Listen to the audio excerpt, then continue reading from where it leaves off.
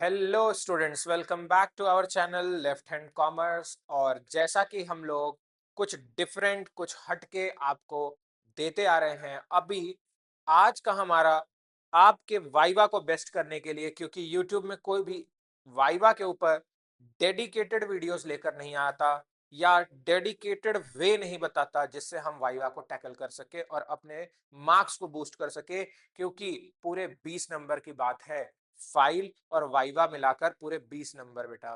ठीक है, और 20 नंबर बहुत बड़ा एक टैकल, एक अगर मैं बोलूं आपका पार्ट कवर कर लेगा।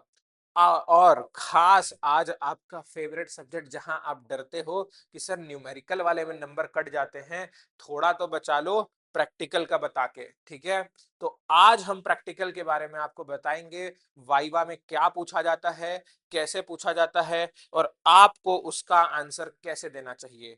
ठीक है, तो without wasting time let's get started. ध्यान से सुनना। सबसे पहली बात, सर वाइवा हमारे को हमारे टीचर ने अकाउंट्स में, जो वाइवा है अकाउंटेंसी का, उसमें हमारे टीचर ने बोला है कि आप क्या करो, एक कंपनी उठा लो, एक कंपनी के कुछ जर्नल एंट्रीज बना लो। कई स्कूल में जर्नल एंट्री को नहीं भी बोलते, लेकिन मेन खास इसका फाइनेंशियल स्टेटमेंट बनाकर लाओ। ठीक, इसकी फाइनेंशियल स्टेटमेंट गूगल से निकालो, छापो, बताओ। ठीक है, जिसके अंदर में आप बताओ, स्टेटमेंट ऑफ पीएल बनाओ, statement of profit and loss बनाकर लाओ, इसकी बैलेंस शीट बनाकर लाओ विथ नोट्स टू अकाउंट। ठीक, कैश फ्लो स्टेटमेंट बना के लाओ और इसकी अकाउंटिंग रेशियो भी बनाकर लाओ। कुछ स्कूलों में अकाउंटिंग रेशियो नहीं बोलते हैं।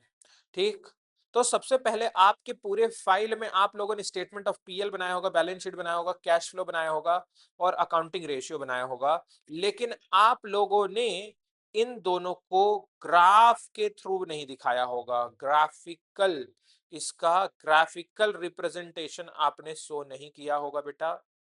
हालांकि इसको करना चाहिए। ठीक है, क्योंकि कई बार एग्जामिनर इस बात पे क्वेश्चन कर देता है। जैसे कि आप सीएफएस बनाए होंगे किसी कंपनी का, तो what you have to do, ये है आपका graph, X axis, Y axis आपका। लेट सपोज रुपीस क्रोर्स में आया है तो आप क्रोर्स में ले लो। ठीक है, रुपीस क्या करो, क्रोर्स में ले लो।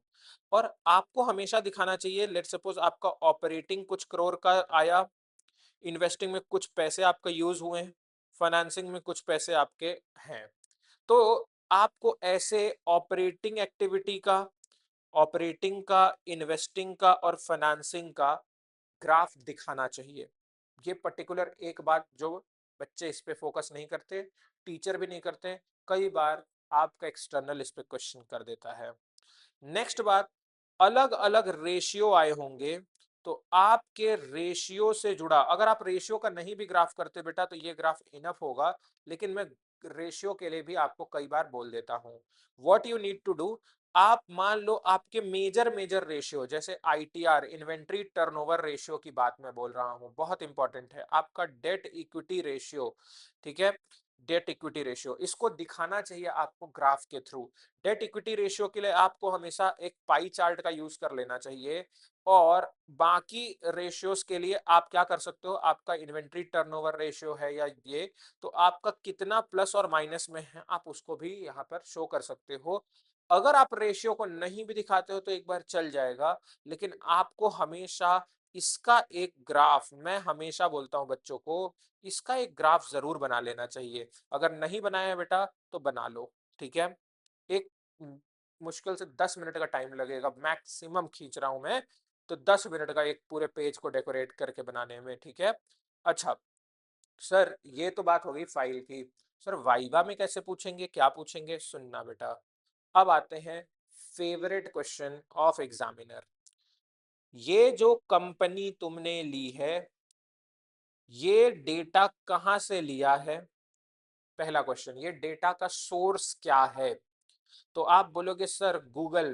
गूगल में कहा, गूगल में आपने ये डेटा उठाया होगा अलग अलग जगह पर। कंपनी का डेटा के लिए एक वेबसाइट है बेटा, MCA 21, ministry of corporate affairs 21, MCA 21 की वेबसाइट है। यहाँ पर कंपनी की पूरी डिटेलिंग रहती है, ठीक है, क्योंकि कंपनी की पूरी कच्चा चिट्ठा को मेंटेन करने का कॉरपोरेट अफेयर्स का जो मिनिस्ट्री है वो कंसर्न मिनिस्ट्री कहलाता है, वो रखता है, ठीक है। तो यहाँ से आप बोलना उनको कि हमने MCA 21 की वेबसाइट से इसको निकाला। दूसरा चीज, इस कंपनी के सीईओ का नाम बताओ या ओनर का नाम बताओ। एक तरीके से ओनर नहीं बोलते हैं क्योंकि कंपनी के कई सारे ओनर होते हैं, बट इसको, और ये कंपनी प्राइवेट लिमिटेड है, पब्लिक लिमिटेड है, और क्या गवर्नमेंट है या नहीं, गवर्नमेंट कंपनी है या नहीं, ये बात भी क्वेश्चन पूछ सकते हैं। प्राइवेट और पब्लिक दोनों ही गवर्नमेंट नेचर हो सकती है। अगर गवर्नमेंट 51% और मोर शेयर ले ले तो क्वेश्चन ये भी पूछ सकते हैं कि गवर्नमेंट कंपनी है, मतलब गवर्नमेंट का कितना परसेंट शेयर होने पर ये गवर्नमेंट कंपनी होती है और करंटली इस कंपनी में कितना परसेंट है। जैसे एनटीपीसी की बात ले ले, हमारे टाउनशिप में एनटीपीसी है, तो बोल देगा कि कोई एनटीपीसी का मान लो बच्चा डाटा लेकर गया, तो वो पूछ देंगे कि भाई एनटीपीसी का सीईओ कौन है, एनटीपीसी प्राइवेट है या पब्लिक, तो आप बोले पब्लिक। क्या वो गवर्नमेंट है या नहीं, तो आप बोलोगे है। क्यों? क्योंकि आप बोलोगे कि भैया उसके 63.33% के अप्रॉक्स में कौन ओन कर रहा है, गवर्नमेंट ओन कर रही है, तो वो एक गवर्नमेंट कंपनी है। इतना बात समझ में आया?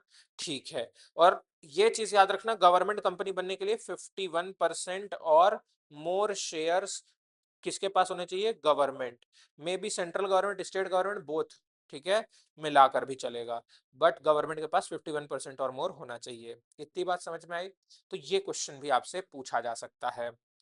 उसके बाद और क्या क्वेश्चन पूछते हैं सर? अब इनका आता है एक पार्ट, बैलेंस शीट के नोट्स से क्वेश्चन।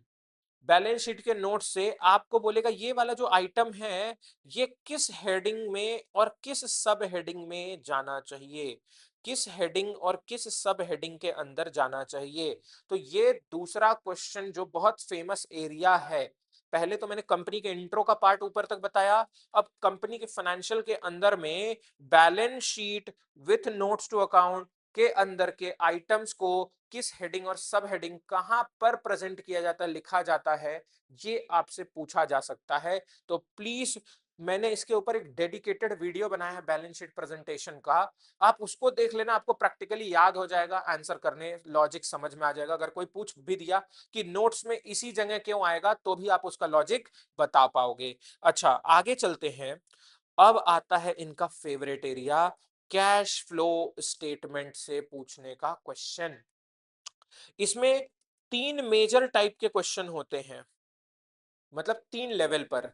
इजी लेवल का भी हो सकता है, आपका मीडियम लेवल का भी हो सकता है, मॉडरेट लेवल का, और डिफिकल्ट लेवल का हो सकता है, ठीक है। तो आपका इजी लेवल, मॉडरेट यानी एवरेज लेवल पर भी हो सकता है, और डिफिकल्ट लेवल पर भी हो सकता है। इजी लेवल पर क्या क्या बातें पूछी जाएंगी? सबसे पहला, आप इसको क्लासीफाई करो इजी इजी ट्रांजैक्शन को, कि ये थ्री एक्टिविटीज में से किस नेचर की एक्टिविटीज है, ठीक, तीन एक्टिविटीज में। और दूसरा, इनफ्लो है या आउटफ्लो है ये भी बता दो, ठीक, ये पूछा जाएगा, इनफ्लो आउटफ्लो, और कुछ केसेस हैं नो फ्लो के। तो ये है आपका एवरेज क्वेश्चन के अंदर में। तो ये बात याद रखोगे। क्लासिफाई करने बोल दे आपको कि तीन एक्टिविटीज कि एक एक्टिविटी दे दिया कि इंटरेस्ट रिसीव्ड या इंटरेस्ट पेड बताओ, ऑपरेटिंग है, इन्वेस्टिंग है, फाइनेंसिंग है, तो आपको वो एक्टिविटी बताना होगा, ठीक है। फिर इनफ्लो बताना होगा या आउटफ्लो है वो बताना होगा, फिर नो फ्लो का केस भी आपको समझाना होगा, ठीक है। इतना बात समझ में आया? तो इजी, मीडियम और डिफिकल्ट। अच्छा, नो फ्लो के केसेस के लिए भी बेटा मैंने कैश फ्लो का हमारा जो लास्ट वीडियो है उसके अंदर सारे एडजस्टमेंट का ट्रिक टिप्स अच्छे से एक्सप्लेन करके रखा है, आपको उससे भी गो थ्रू करना होगा। तो उसको इतना डिटेल्ड समझाया ना कैश फ्लो, कि तुम पूरा गूगल कर लो, पूरा यूट्यूब कर लो, जहां के जो वीडियो हो आप उन वीडियो से इस वीडियो को कंपेयर करके देख लेना। मोस्ट डिटेल्ड वीडियो आपको पूरी तरीके से कंप्लीट वीडियो 5-6 सीरीज बनाकर अच्छे से कैश फ्लो का आपको परोसा गया है बेटा, कि कुछ भी डाउट रह ना जाए, ठीक है, कोई कसर नहीं छोड़ी उस वीडियो में। आप उसको भी गो थ्रू करना, आपको नो फ्लो के पूरे केसेस लॉजिक समझा दिए गए हैं उसमें, ठीक है। अच्छा, अब ये तो हुआ इजी, थोड़ा सा मीडियम में आया आपका नो फ्लो के केसेस, ठीक है, जिसके अंदर में एक और चीज पूछ देता है, कैश एंड कैश इक्विवेलेंट में क्या क्या आता है, ठीक है, कैश एंड कैश इक्विवेलेंट में क्या क्या आता है, इसका भी डिटेल आपको वहां मैंने बताया है लॉजिक के साथ, ठीक है। ये मैं आपको टाइप्स ऑफ क्वेश्चन बता रहा हूं बेटा, आंसर के लिए अभी बहुत लंबा हो जाएगा, इसलिए मेन मेन बात पर।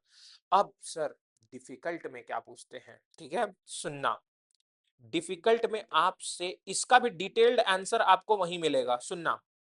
आपको एक होता है नॉर्मल बिजनेस, जो हम लोग जैसे ग्रोसरी स्टेशनरी, एक होता है आपका banking business and finance, banking and finance business, और एक होता है म्यूचुअल फंड या आप कह लो सिक्योरिटी का बिजनेस, म्यूचुअल फंड ले लो या शेयर्स वाले बिजनेस, ठीक है, म्यूचुअल फंड या शेयर्स वाले बिजनेस, एक है बैंक का और एक है म्यूचुअल फंड शेयर वाले बिजनेस। आपको इसमें इन दोनों से जुड़ा दो तरीके का क्वेश्चन खास, और इसका आंसर आप प्लीज वहां से देख लेना, इंटरेस्ट रिसीव्ड, इंटरेस्ट पेड, फिर डिविडेंड रिसीव्ड, डिविडेंड पेड, ठीक।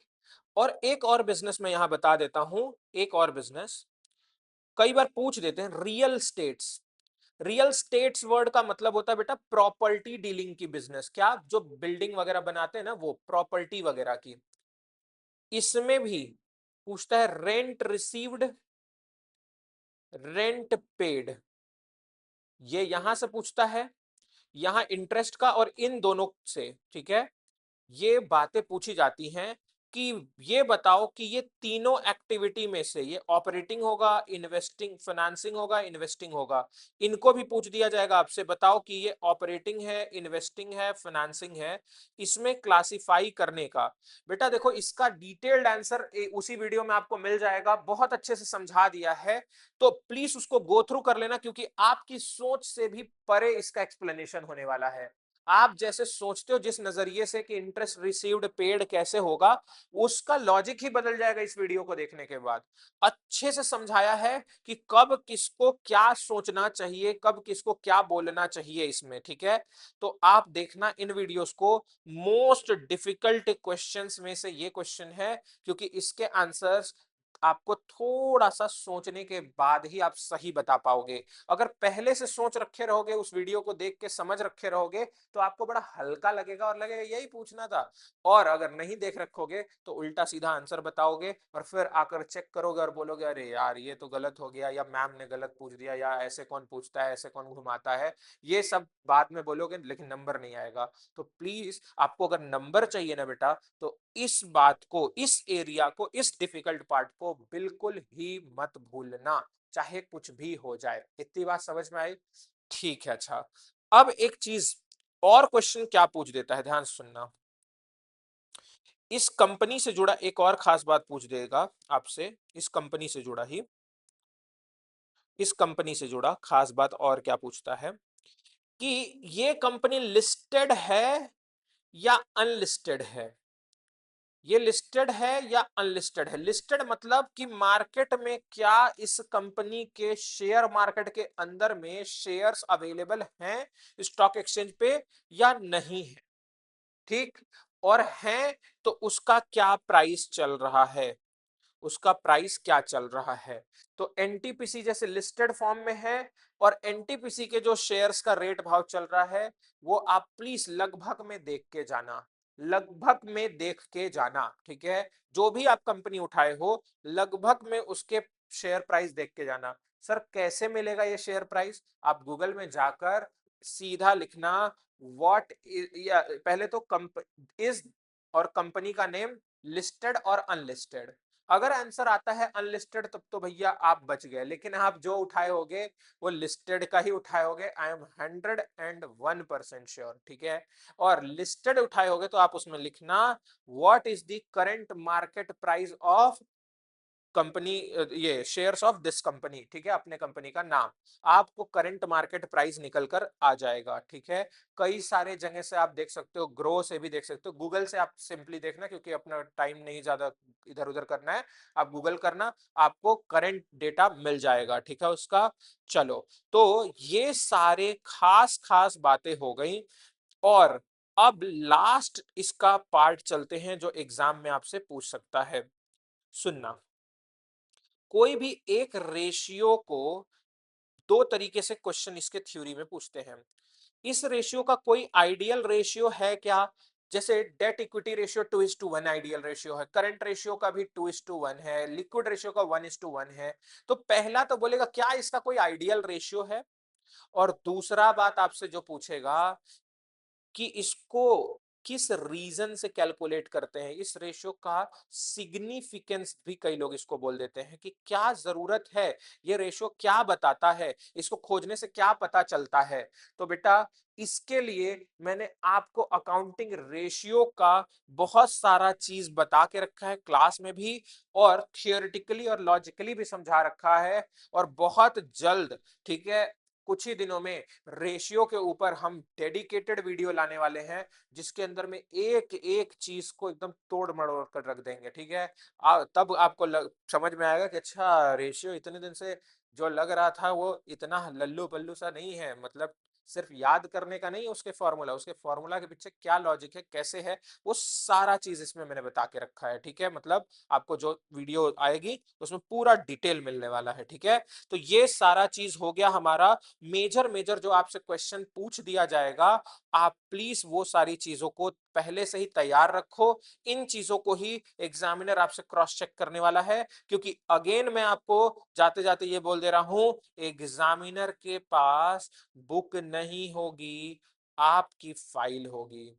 फाइल का जो पेज में लिखा होगा वो उसी से क्वेश्चन करेगा। और हमने अपने बिजनेस की वीडियो में बहुत अच्छे से बताया है एक लाइन, लीड द लीडर का कंसेप्ट, लीड द लीडर का कंसेप्ट, आप उसको देखना तो आप समझ जाओगे कि हमेशा कैसे अपने वाइवा या इंटरव्यू को टैकल किया जाता है। उसमें मैंने बताया है आपको कि हमेशा हर एक पेज में एक टेक्निकल वर्ड को लिखो, हाईलाइट कर दो, और उसको वहां छोड़ोगे, जब वो पेज पलटेगा हाईलाइटेड चीज दिखेगी तो वो उससे क्वेश्चन पूछेगा, और आप जब आंसर देना तो उस आंसर में भी एक टेक्निकल वर्ड और जोड़ देना, जिससे वो फिर से क्वेश्चन पूछे।